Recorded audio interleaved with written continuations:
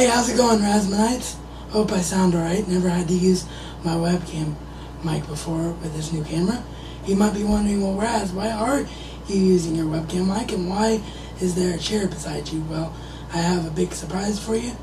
I have a partner for today's review. Reveal yourself, sir. Hello. That's right, folks. He has returned. Chris is returned to the Raz Man's reality. And what other movie would cause him to return to the show?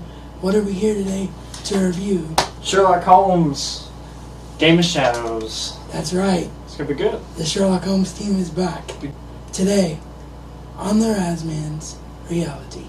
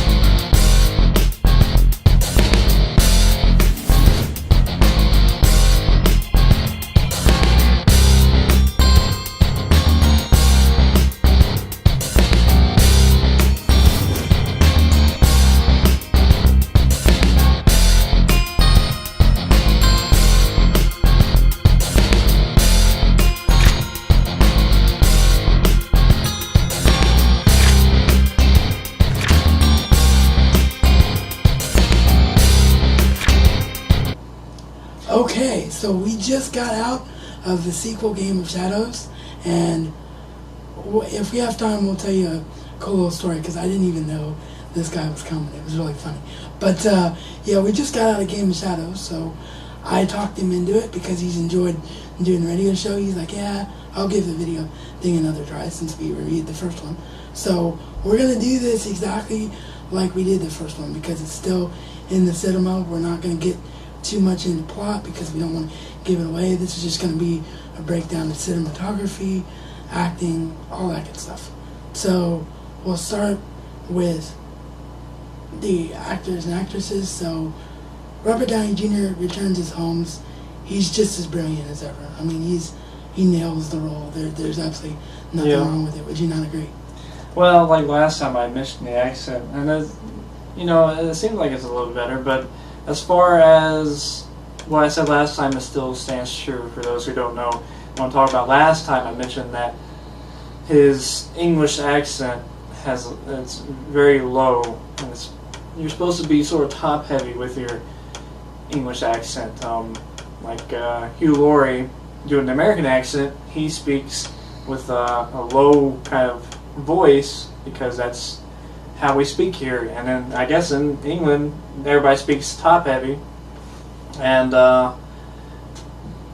so I guess that's just the sort of opposite. And Robert Downey Jr. doesn't do the top heavy voice. What I mean by top heavy is it's a higher end of voice. Instead of with little bubbles kind of sounding thing, like you're blowing bubbles in your voice, which is what Americans kind of, that's sort of how they sort of sound. In English, it's a little higher up to make it smoother without the I agree with you there, but I did think that he had a little bit more of the overall tone of the accent. He sounded a little bit more British in this one than he did. He did better. I think I was just thinking he might have had a little bit more training that time. I don't know. Another dialect coach or something like that, yeah. But as far as the role, I mean, he is just as good in it. I mean, better. He just expands on the character tenfold. I mean, it's just a brilliant performance. As is Jude Law as Watson. Jude Law has to put up with just as much stuff, if not more stuff. His honeymoon gets ruined this time. Poor Watson just gets dragged through the mud again. Jude Law close to still the show again, I think. Watson and Holmes and their sort of camaraderie, it shows up again, and they work on it, and it works together. It meshes together. What they established in the first movie, it carries over in the second, and it's just a good relationship and an entertaining one to watch. Yeah, it is, and people want to wonder if there was some underlying tone, like I said last time, from the books, but I don't think that was there. I think that's just people reading too much into it. I think their relationship to me is the same as ours. they're brothers in arms, and brothers are they fight with each other. They get on each other's Disagree nerves. about 3D technology and things of that nature, maybe? Yeah, exactly. But in the end, they're always there for each other. So that's what's important. So yeah, their relationship was great. Irene Adler returns, Rachel McAdams, which I was not expecting. Unfortunately, her role was very, very short. It's about 10 minutes long. I thought she was the best part of the last one. So I wish that she would have, Well, they added in a new one for... I mean, she was there for 10 minutes, but there was somebody else who appeared too. Well, that's true. Madame Simza. That is true. We'll get to that. But yeah, I hope that her character is not... I hope what we saw in the movie is not actually the case. I'm not going to give it away because it would be a spoiler, but I hope it's not actually the case. Anyway, on to, as Chris said, Madame Simza, which actually is played... We have no idea how to say her name. No, we looked it up in the credits, and it's just... But it's not Naomi something or other? It's spelled Noomi. I think that's pronounced Numi, but... I've never heard anybody called Numi before, so I don't know. Yeah. That's kind of a strange name. Anyway, where you're going to know her from, Rasmanites, is the new American/Canadian, Region 1 version of the girl with the dragon tattoo. She is the girl with the dragon tattoo. Apparently as well. So, I did not put two and two together until Chris looked that up on IMDb. I was like, yeah, that's her. But yeah, she was very, very good. She played a damsel in distress role very well, but yet she was very similar to Irene Adler, where she had a lot of layers underneath her that you didn't see, and you could see where maybe there might be something going on between her and Holmes, but it wasn't fleshed out in this film. But yeah, I liked the performance. Thought the character was a good one. Yeah, it's got a nice accent and played the role well. And she had a lot of spunk in her as well. So a damsel in distress with spunk, with attitude. Exactly. I guess. Yeah. When she did some crazy action things and all that stuff. Yeah. Stephen Fry as Holmes' brother. Yeah, that's right. He well, so we're both absent-minded characters, and I like the way they portrayed it. Yeah, and it doesn't look anything like Robert Downey Jr. But no, he doesn't. But Stephen Fry, for anyone that doesn't know, he's just a legendary British actor. So anytime you get Stephen Fry in the film, you can't go wrong there. The guy is a genius. So yeah, the brother part wasn't as big as it could have been, but for what it was good. Yeah, I enjoyed it. And then, last but not least, of course, is Moriarty himself, who is played by, we can't remember the name, so we'll put it down below in the screen and overlay there. I don't know his name either, man. Well, we used overlay, so it's all good. But yeah, it was a really good performance. I mean, this is the quintessential. If you're going to do a Sherlock Holmes movie, you have to nail Moriarty because he was Holmes' biggest threat. And I thought the performance was just, I mean, those two look and felt like they were on the same level, which was the important thing, and they nailed that, I think. Yeah, they did well. It all worked out. It was very entertaining. A lot of witty conversations between Jude Law and Holmes, as we've already mentioned, and then a lot of witty conversations between Moriarty and Holmes as well. And that was a good play back and forth between the two characters. Yeah, pretty cool. I totally agree. But I think the big thing that really helped this film a lot was the fact that they had so much more plot to play with. As someone that read Sir Arthur Conan Doyle's books, like I said last time, if I'm not mistaken, I counted 6 of the short stories that they combined into one film there. So I was really surprised by how well they made it flow into one story, and the longer story just made for a better film. I mean, the first film was about, establishing the world and the characters, so it was a lot more short and to the point, but they really explored the world a lot more in this film, and I think it paid off. A little bit. I mean, at one point I thought, the movie's about 2 hours, 8 minutes long, 128 minutes. I thought, this is kind of long in the movie. But that's just the way they weave the story, the way it made it feel. There were there were many climactic points. Normally when you watch a movie, you have one hill that you really go on, generally speaking, especially if it's epic.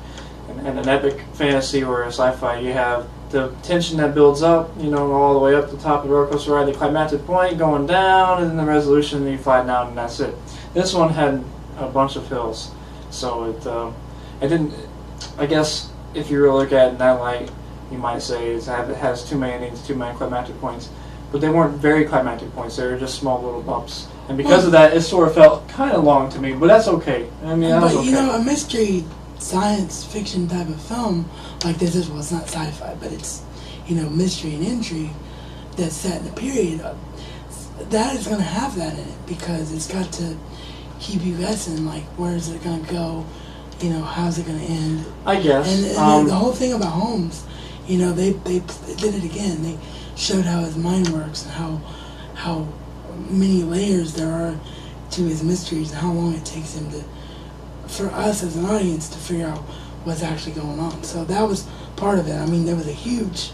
I think it was more the script than anything else, just the way they wrote the script and how they delivered it. Well, that's true. That's all it was. That's true. But the mystery was a lot bigger. So, yeah, script wasn't perfect, but I thought I enjoyed it a lot.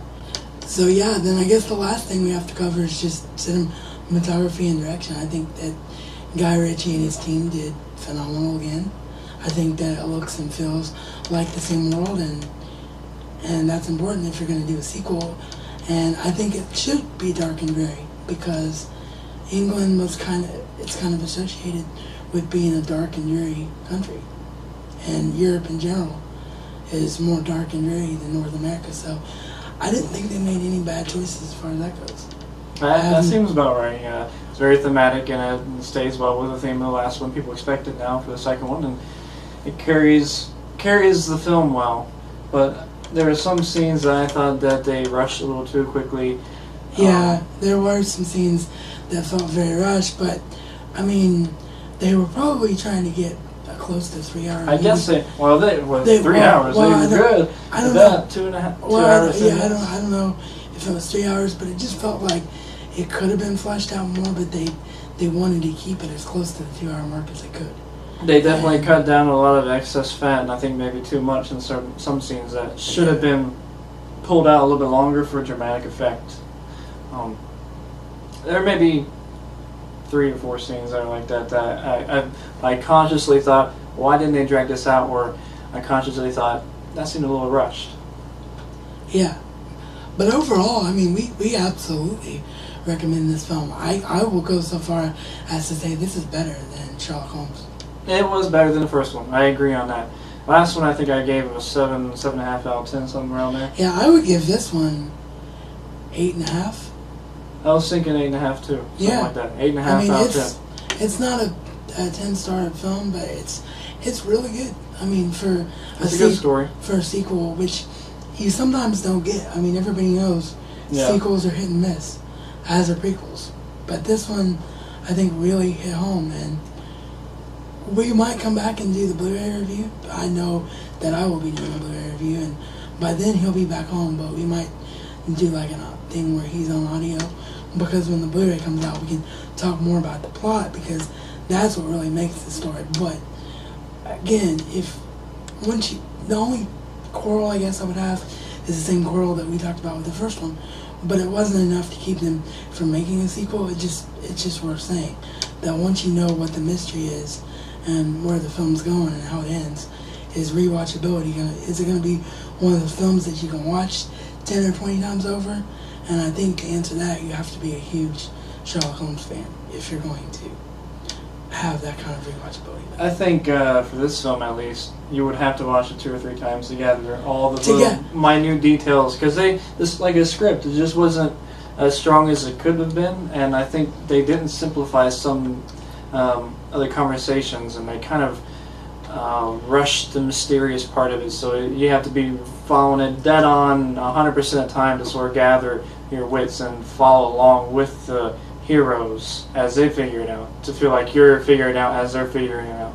So They could have simplified that a little bit more. I know films have done that in the past, but so other than that, I would recommend watching it 2 or 3 times. And I would say this movie you can watch 2 or 3 Well, times. yeah, that's true. I mean, it wouldn't be bad. I didn't really think about it like that because there is so much more to it, and it's not like last one where it's so precise and you think, well, that's obvious how he got to the conclusion. There was a lot more clues and a lot more intrigue that he had to follow. So yeah, this one would have more watchability. So yeah, 8.5 I think definitely works all the way around for this one.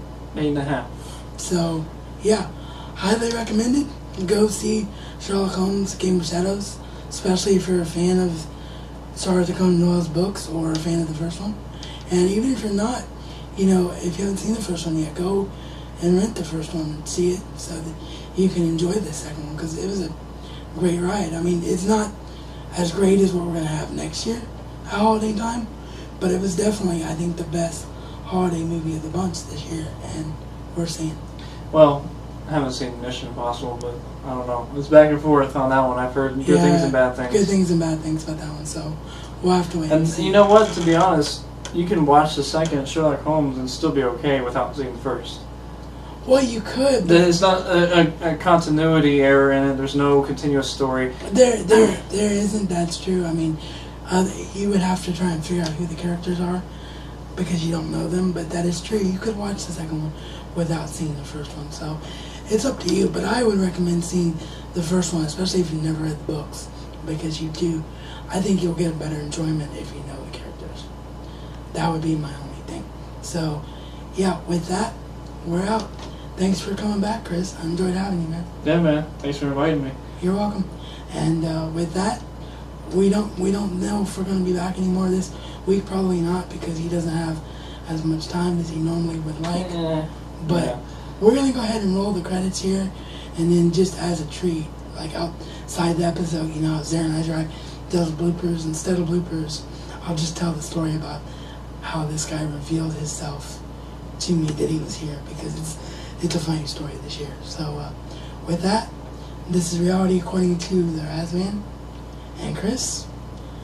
And as always, Razman style, it's not just a catchphrase, but a way of life.